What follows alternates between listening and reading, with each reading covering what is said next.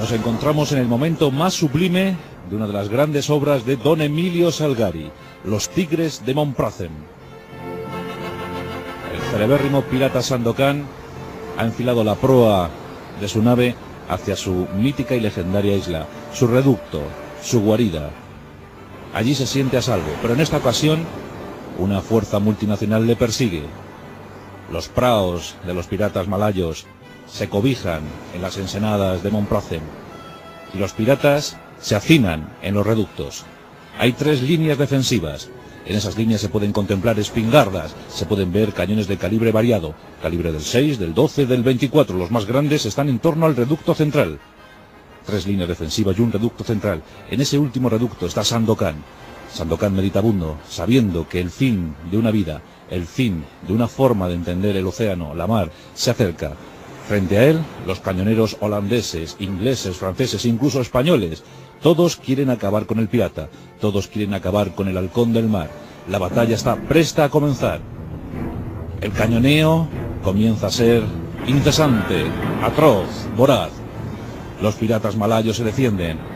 La primera línea defensiva es arrasada en pocos minutos. Los supervivientes pasan a la segunda, posteriormente a la tercera. La batalla final se prevé sangrienta, cruel. Finalmente, los soldados europeos ponen pie de tierra. En la playa crean una primera cabeza de puente. Avanzan lentamente por la jungla intrincada. Los piratas de Montprazen siguen resistiendo a ultranza, hasta el último hombre.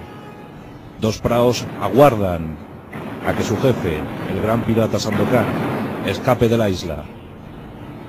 Huyen a uña de mar, a uña de ola. Sandokan escapa por los pelos. Escapa pensando y mascando la venganza. Ha perdido Montprazen, pero no ha perdido la vida ni la ilusión. La eterna aventura del pirata. La eterna búsqueda. Sandokan, sus riquezas, sus tesoros y su perla, la perla de Labuan. Eran los piratas malayos, y en todos los mares los hubo.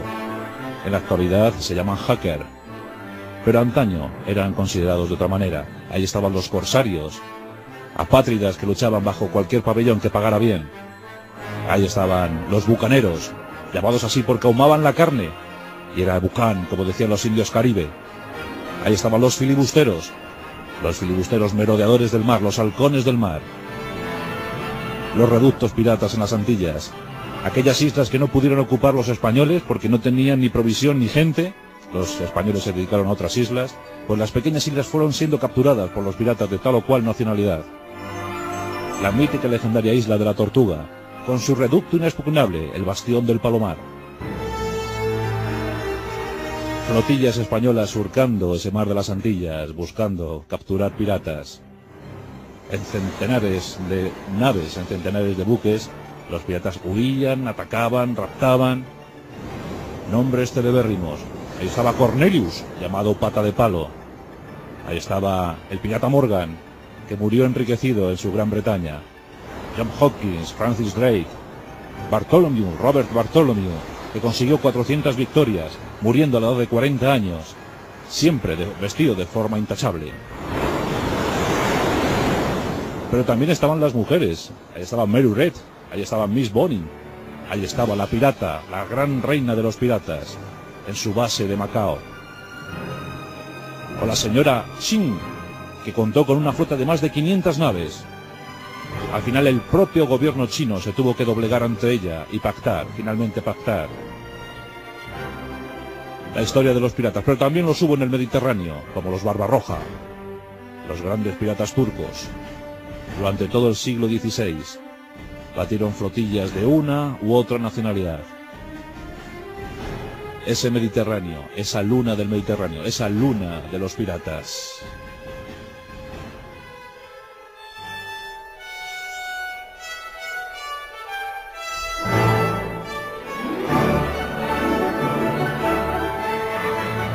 Nosotros estaremos a la altura de esa luna, la luna pirata, y nos vamos a lanzar en busca de aventuras, en busca de mares inhóspitos, mares embravecidos, mares que solo albergan a los apátridas, aquellos que reniegan de toda condición, de toda clase, de toda razón. el tiempo de los apátridas, el tiempo de los piratas, que siempre los hubo, que siempre los ha habido, que siempre los habrá. Ahora son hackers, pero antaño eran corsarios, eran filibusteros, eran bucaneros, eran los piratas, los halcones del mar, los merodeadores, aquellos que buscaban la presa para seguir viviendo día a día, como es habitual en ellos.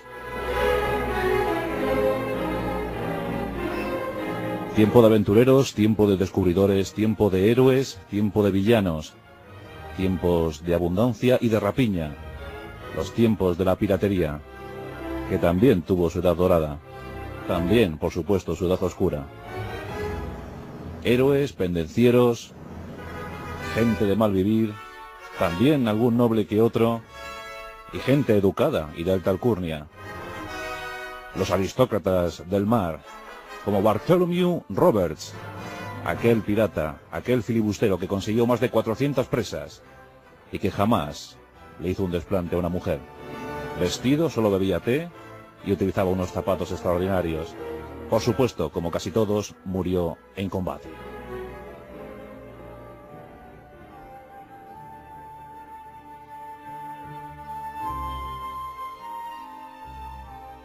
Siempre que hablamos de piratería pensamos en las Antillas, pensamos en el mar Caribe. Pero como ya os he dicho, el pirata aparece casi a la par que el barco. Y el Mediterráneo fue cuna de piratas. Desde los tiempos más antiguos. Hace 32 siglos, Ramsés, el faraón Ramsés, el gran faraón de los egipcios, tuvo que armar una flota para intentar solventar el problema que le estaban ocasionando los piratas. Sí, hace ya 3200 años, los piratas cobraban tributo en los barcos egipcios. Ya entonces querían Egipto. ¿Y de qué manera? Pero Ramsés les batió. Y es el primer documento escrito, el primer hallazgo que encontramos sobre la piratería. Hace 32 siglos. Y Ramsés ya estaba luchando contra los piratas. Y es que el Mediterráneo, amigos, el Mediterráneo era propicio para la piratería. Aquellas naves surcaban esos mares. El intercambio comercial era una constante en aquel lago, en aquel gran lago salado. Y los piratas entendieron que allí estaba su negocio. Los egipcios les combatieron, pero después los griegos y los romanos. El Mare Nostrum, aquel mar en paz del Imperio Romano, no fue el mar calmo que pensamos ahora, no, en tiempos de la República Romana. Ya Pompeyo y el propio Julio César tuvieron que armar flotas para intentar acabar con el hostigamiento de los piratas.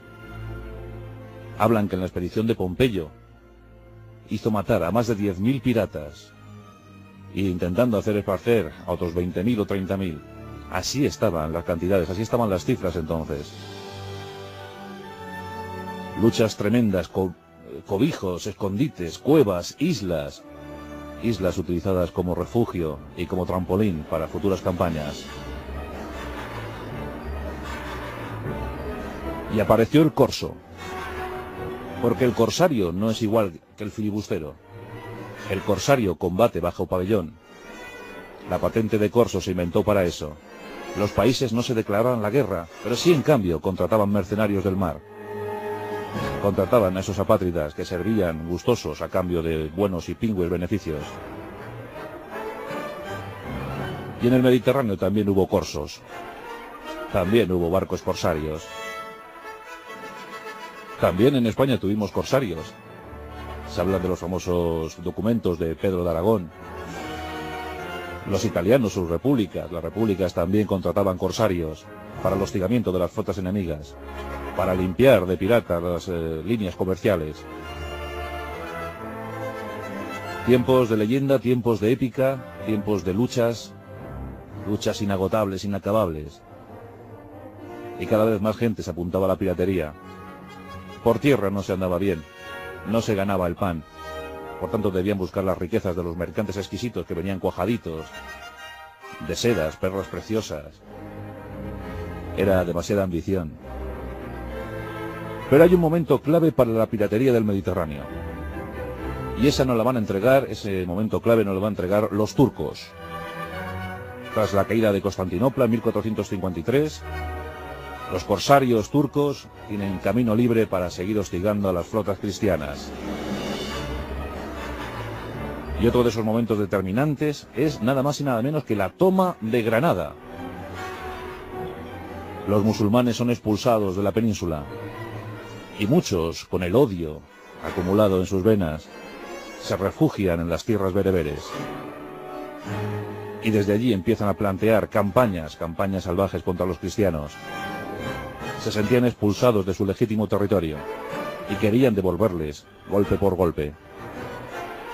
En consecuencia se arman muchísimas flotas que pronto entran en combate. 1492, por tanto, es un año decisivo para la piratería berberisca. El Mediterráneo estaba siendo asolado por estos piratas. El Mediterráneo era tierra propicia, era mar propicio. Y sobre todos aquellos corsarios emerge con fuerza la figura de dos hermanos, los hermanos Barbarroja, Aud y Cair. Nacidos en el último tercio del siglo XV, darían mucho que hablar durante más de 40 años. En 1504 tenemos las primeras noticias de Aud, llamado Barbarroja, que en principio nació cristiano como sus hermanos. Nacieron en la isla de Lesbos, la lejana isla griega de Lesbos, pero pronto se pusieron bajo las órdenes de los turcos. En la isla de Yerba, muy cerquita de Túnez, desde allí operaba Aud, el primero de los Barbarroja, odiado y temido. Aud intentó ser rey de Argelia y lo consiguió durante un tiempo, efímero eso sí, pero los españoles le batieron y cazaron y en combate murió, siendo decapitado y su cabeza mandada a España. Parecía que el peligro Barbarroja había terminado, pero llegó Cair. Cair, si cabe, era más listo, más inteligente que su hermano mayor. Cair también asumió el apelativo de Barbarroja. De hecho, los hermanos eran apuestos. Aud era fornido, era pelirrojo, de ahí viene el nombre. Pero Cair era casi rubio. Y Cair se convirtió en el terror. Los españoles le llamaban el terror del demonio. Y los turcos le llamaban el terror de los españoles. Por tanto, siempre Cair fue el terror para unos y para otros. Y su actuación fue devastadora. Con sus grandes lugartenientes, entre los que destacaba Dragut. Con ellos y para ellos trabajaron durante muchos años. Barbarroja fue imbatible, hasta que en 1545 optó por la retirada. Se retiró a su gran palacio y allí murió, víctima del desasosiego y de los excesos, por supuesto. Dragut siguió operando en la zona de Baleares sobre todo, aunque este moriría en Malta, en el asedio de los caballeros de Malta, en 1565. En 1571 llegó la decisiva batalla de Lepanto, y allí Juan de Austria y sus estupendos hombres y sus naves batieron el poder turco, el poder otomano, que desde entonces ya no podría mantener naves corsarias, flotas corsarias desde Gibraltar hasta Estambul. El tiempo floreciente, por tanto, para las naves corsarias en el Mediterráneo va desde 1492 hasta 1571 aproximadamente. Pero su grado de devastación fue tal que aún hoy en día se sigue temiendo cada vez que se dice Barbarroja o Dragut. Eso lo saben muy bien nuestros amigos de Ibiza y los de la costa levantina, que crearon pueblos basados en el temor a los piratas berberiscos. El Mediterráneo dio mucho que hablar, pero llegaban nuevos territorios para los piratas. La piratería se había fijado decididamente en los nuevos territorios americanos. Había que mirar, había que navegar, había que zarpar hacia las Indias occidentales. La literatura, desde luego, ha hecho mucho por ensalzar la figura de los piratas. El siglo XIX fue también decisivo. ¿Quién no se acuerda de las lecturas de Lord Byron, sus célebres corsarios? O el propio Sir Walter Scott. A principios del XIX nos deleitaron a sus coetáneos con esas narraciones apasionadas. Robert Louis Stevenson puso pica en Flandes, o mejor dicho, pica en Antillas, con esa isla del tesoro. Nosotros también, con nuestro Espronceda, hicimos la canción del pirata. los halcones del mar. El corso estuvo operativo durante casi 2 siglos. Hay que hablar de etapas diferenciadas para el corso. Fueron muchos los países que intentaron hostigar a España, y España también tuvo sus propios corsarios. Pero el primer periodo, la primera etapa para el corso, podemos establecerla entre 1521 y 1568. Ahí está ya muy operativo el corso francés, los corsarios franceses. Francisco I, en permanente guerra contra Carlos, nuestro emperador, contrataba corsarios como Jean Foury. Jean Foury tiene en su haber una excelente victoria cuando se hizo con 3 navíos que venían de la Nueva España. 3 navíos llenos de tesoros aztecas, y Jean Foury se apropió de ellos. Entre 1521 y 1527 hizo de las suyas, pero fue derrotado por los españoles y, por supuesto, ejecutado. Una constante en la vida del corsario, en la vida del filibustero o del pirata. Los piratas. España, dada su escasez de población, dada su mermada tropa, tuvo que ser muy selectiva a la hora de fijar los territorios de conquista, los territorios a colonizar. Y en las Antillas, desde luego, optó por la opción grande, ir a las Antillas mayores. Eso era Cuba, Santo Domingo y, por supuesto, Puerto Rico. Pero otras islas quedaron expuestas a la llegada de los piratas. Y así los corsarios franceses, los corsarios holandeses, los corsarios británicos fueron llegando a la zona. Los franceses, por ejemplo, se apropiaron de Guadalupe, los holandeses de Curazao, los británicos de Barbados y de Jamaica, la eterna Jamaica con su Port Royal. Y poco a poco las líneas comerciales españolas se vieron muy deterioradas, muy perjudicadas por la actuación del corso. Los británicos no habían entrado en escena todavía, porque su flota no era tan grande todavía. Pero en 1568 se produce un detalle, una batalla entre alguien que había comenzado a ejercer el noble trabajo de negrero, el primer negrero británico, John Hopkins. John Hopkins se encontraba con 6 naves y con su lugarteniente Francis Drake. Los españoles les encontraron y les hundieron 4 navíos. Pero en 2 navíos John Hopkins y Francis Drake se escaparon. Uno de ellos el Judith, comandado por Francis Drake. Y desde entonces estos 2 juraron odio eterno a los españoles. En Inglaterra consiguieron la tutela de la reina virgen, la reina Elizabeth, aquella que firmaba a la hora de repartir las ganancias como Elizabeth Tudor. Y Francis Drake y John Hopkins se convirtieron en el azote de los mares. Francis Drake fue el corsario más temido por los españoles, el más aventurero, el más despiadado. En 1577 inicia su periplo alrededor de la Tierra, siendo el primer británico que consigue dar la vuelta al mundo, el segundo después de Francisco Elcano, Juan Sebastián Elcano. Pero fue un tiempo floreciente para el corso británico entre 1568 y 1622. Y por si fuera poco, el desastre de la Invencible, el desastre de la empresa de Inglaterra. Los españoles no daban abasto. Intentaron fortificar su línea comercial entre América y España, creando intensas flotas de mercantes custodiadas por los galeones de combate.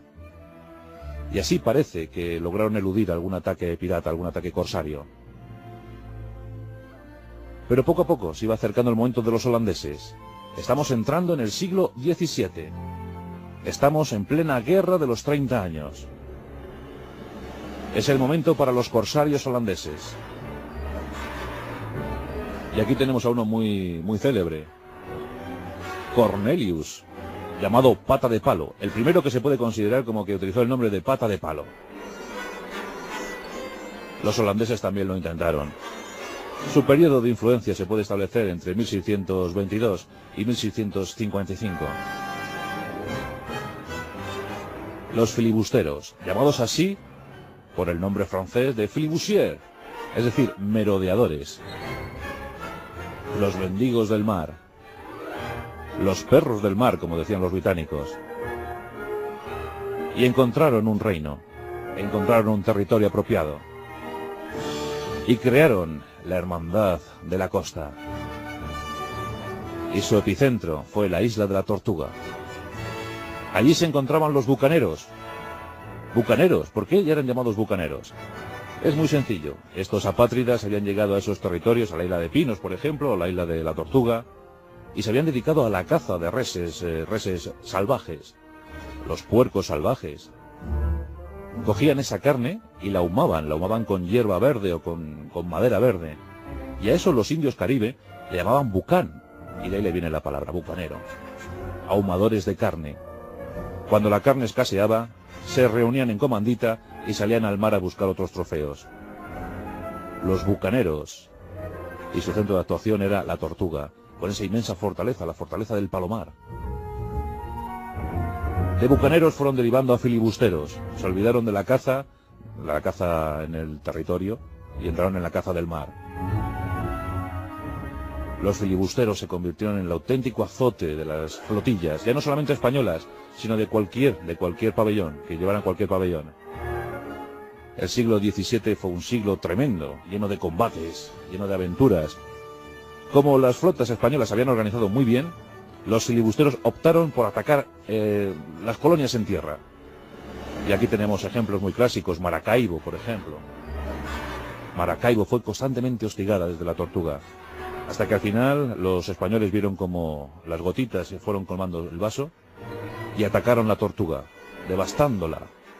La fortaleza cayó y los escasos supervivientes huyeron hacia Jamaica, siempre a golpe de cañón, siempre a uña de galeón. Los barcos piratas no es que fueran los mejores. Los bucaneros, filibusteros, tenían que operar con lo que iban apresando. Por tanto, es difícil hablar de una flota compacta, de naves equilibradas. Cada una era de un tonelaje, cada una era de una envergadura. Pero en Jamaica los ingleses estaban dispuestos a proteger. Todo lo que supusiera en combate a los españoles iba a ser protegido desde Jamaica. Combates al abordaje, combates con el cuchillo entre los dientes. La bandera negra empezaba ya a ondear. La primera datación que tenemos sobre la bandera negra es en 1700. Un buque británico trabó algún cañonazo que otro con un buque francés. Ese buque francés enarboló una bandera negra, con una calavera y dos tibias cruzadas. Es el primer documento que tenemos sobre esa bandera. Bueno, entre los orígenes de la bandera negra con la calavera y las tibias cruzadas, podemos buscar, por ejemplo, en los archivos de Nueva Inglaterra, los viejos archivos de Nueva Inglaterra. Allí, a todo aquel que se considera vampiro, brujo o aliado con el diablo, se le enterraba con su calavera sobre las tibias cruzadas. Eso era una señal para que el maligno supiera a quién debía llevarse, para que no errara, para que no se llevara inocentes al averno. Por tanto, la bandera negra era el símbolo de la muerte, y la calavera sobre las tibias cruzadas fortalecía esa imagen. A los piratas debió gustarles. Cada vez que se veía esa bandera negra era el signo evidente de que aquellos tripulantes estaban aliados con el maligno, estaban aliados con Lucifer, que la muerte sería segura para el que osara trabar combate con ellos. Hay un momento cumbre para la piratería, y llega justamente con la presencia de Henry Morgan, el pirata Morgan. Morgan era un filibustero británico, cuya proeza consistió en tomar la ciudad de Panamá. Esto ocurría en 1671, y el botín fue impresionante. Casi 200 mulas cargadas con oro, plata, riquezas, esmeraldas. El pirata Morgan fue apresado, pero desde luego no se le aplicó ningún castigo. Fue apresado por sus propios hermanos británicos. Y se retiró feliz en el Reino Unido, con además el cargo aristocrático. Murió en 1688, rodeado de riqueza. Muy pocos corrieron esa suerte, ¿eh? Pero la historia de la piratería fue en declive. Sí, porque las guerras ya no eran como antes. Los corsarios ya no eran tan necesarios. Los filibusteros se habían convertido en un auténtico problema para los unos y para los otros. Españoles, holandeses, franceses, británicos ya no estaban dispuestos a soportar más la embestida de los filibusteros. Y por si fuera poco, la hegemonía española ya no era tal. Otras naciones iban a hacer cargo del siglo XVIII. Llega el Tratado de Utrecht y los británicos deciden poner fin a la piratería en las Antillas. En 1716 se establece un censo que viene a decir que en la zona operaban unos 1.500 filibusteros. Unos 1.500. En 10 años, en los puertos de Port Royal, en Jamaica, y también algunos puertos británicos, fueron ahorcados más de 400 piratas. En 10 años, de 1.500, pasaron apenas 200. Al final, los españoles sí habían conseguido pues, alguna victoria, pero fueron los propios británicos, los propios franceses, los que habían amparado a esa piratería, a esos filibusteros, a esos bucaneros, los que acabaron con ellos. Se habla de aquellas naves contra piratas, antiguos piratas contratados para acabar con sus compañeros. Los piratas no es que tuvieran un código moral o legal, no, adolecían de él. Pero sí tenían algunas leyes, por ejemplo, algunos prisioneros, que eran, claro, sometidos al riguroso castigo de pasar por el tablón hasta caer al mar infestado de tiburones. Pero cuando había un traidor entre ellos, le podían juzgar, le podían matar, pero uno de los castigos más frecuentes era dejarle en una isla desierta, en una isla fuera de las rutas comerciales, fuera de las rutas transitadas, con tan solo una botella de agua y una pistola cargada por si deseaba poner fin a su vida. Desde luego, en la República Libertaria de la Isla de la Tortuga no había código penal. Allí un pirata mataba a otro y no le ocurría absolutamente nada porque le había matado por algo, algún motivo tendría. Durante el siglo XVIII vemos como ese modo de vida, esa forma de ser apátrida va desapareciendo poco a poco. Las naciones ya no estaban dispuestas a consentir esto. Aún se mantendrían algunos núcleos filibusteros hasta las guerras de la independencia americana. También en la guerra de secesión podemos ver actos de piratería. Y en el lejano oriente también operaron los piratas. Y aquí podemos hablar de las mujeres pirata. Muy poquitas ha habido, la verdad, pero algunos casos destacables. Por ejemplo, en el siglo XIV encontramos a la primera mención de una mujer pirata. Y la tenemos en el Canal de la Mancha. Es la señora Clossy. La señora Clossy, que además, después de haberse quedado viuda, consiguió armar 3 barcos y con ellos hostigó a las flotas británicas. Fue imbatida, no la consiguieron apresar jamás. Es el primer dato que tenemos sobre una mujer pirata. En el siglo XIV, la señora Clossy. Pero en las Antillas tenemos 2. Ahí está Anne Bonny y Mary Red, una irlandesa y una británica, que estuvieron luchando juntas hasta que fueron detenidas, fueron capturadas, aunque no se les aplicó la pena capital y pudieron morir de una forma digna en sus posesiones. Pero los casos más espectaculares de mujeres piratas los encontramos en Oriente. Y tenemos uno especialmente, el de la señora Ching.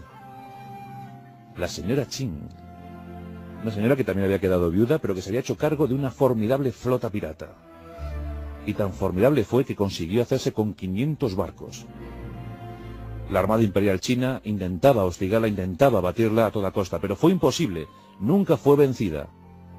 Al final, la corte china tuvo que capitular, tuvo que entregar un perdón para que se entregaran, para que dejaran de asolar las costas chinas. El caso de la señora Ching, esto ocurrió a principios del siglo XIX. Y también nos acordamos de la que se fue considerada como reina de los piratas, en su extraña mansión de Macao. En fin, que hemos tenido algún caso también de mujer pirata.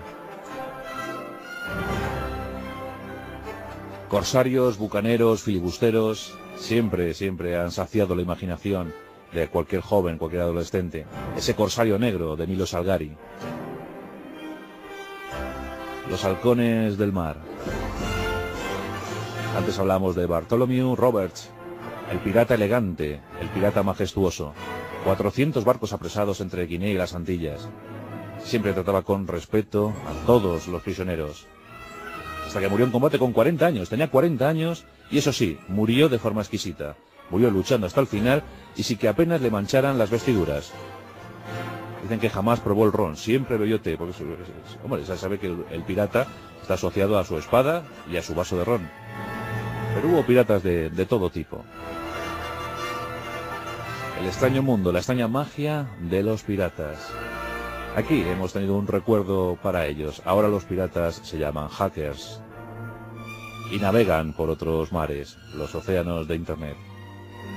En nuestros pasajes de la historia, hoy hemos estado muy bravucones desde la Isla de la Tortuga, en nuestra fortaleza del Palomar.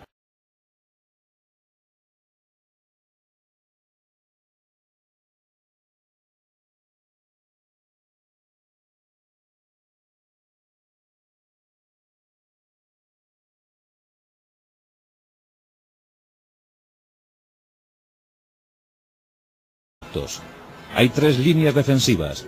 En esas líneas se pueden contemplar espingardas, se pueden ver cañones de calibre variado, calibre del 6, del 12, del 24. Los más grandes están en torno al reducto central.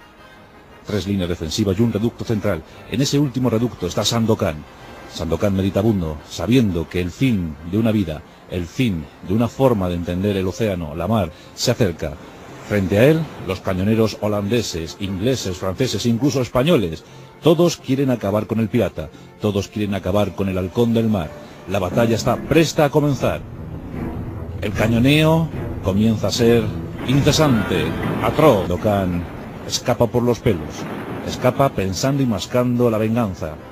Ha perdido Montprazen, pero no ha perdido la vida ni la ilusión. La eterna aventura del pirata, la eterna búsqueda. Sandokan, sus riquezas, sus tesoros y su perla, la perla de Labuan. Eran los piratas malayos, y en todos los mares los hubo. En la actualidad se llaman hacker, pero antaño eran considerados de otra manera. Ahí estaban los corsarios, apátridas que luchaban bajo cualquier pabellón que pagara bien. Ahí estaban los bucaneros, llamados así porque ahumaban la carne, y era bucan, como decían los indios caribe. Ahí estaban los filibusteros merodeadores del mar, los halcones del mar. Los reductos piratas en las Antillas, aquellas islas que no pudieron ocupar los españoles porque no tenían ni provisión ni gente. Los españoles se dedicaron a otras islas, pues las pequeñas islas fueron siendo capturadas por los piratas de tal o cual nacionalidad. La mítica y legendaria isla de la Tortuga, con su reducto inexpugnable, el bastión del Palomar. Flotillas españolas surcando ese mar de las Antillas, buscando capturar piratas. En centenares de naves, en centenares. Voraz. Los piratas malayos se defienden. La primera línea defensiva es arrasada en pocos minutos. Los supervivientes pasan a la segunda, posteriormente a la tercera. La batalla final se prevé sangrienta, cruel. Finalmente, los soldados europeos ponen pie de tierra. En la playa crean una primera cabeza de puente. Avanzan lentamente por la jungla intrincada. Los piratas de Montprazen siguen resistiendo a ultranza, hasta el último hombre.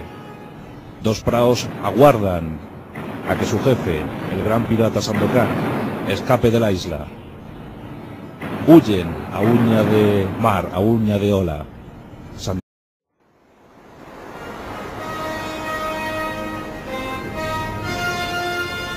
Nos encontramos en el momento más sublime de una de las grandes obras de Don Emilio Salgari, Los Tigres de Montprazen. El celebérrimo pirata Sandokan ha enfilado la proa de su nave hacia su mítica y legendaria isla, su reducto, su guarida. Allí se siente a salvo, pero en esta ocasión una fuerza multinacional le persigue.